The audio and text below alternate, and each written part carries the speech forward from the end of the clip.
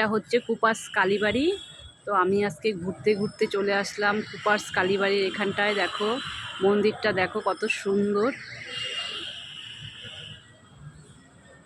অনেকটা জায়গা নিয়ে, আর ওই পাশে অনেক দোকানপাট আছে। এই দেখো চারিদিকটা কত সুন্দর, পরিবেশটা সত্যি সুন্দর একদম।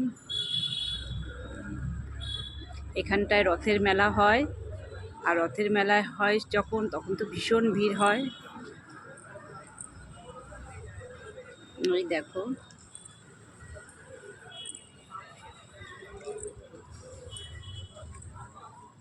জগন্নাথ,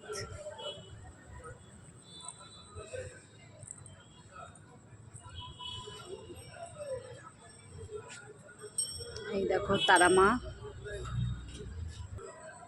এই যে ভোলেনাথ।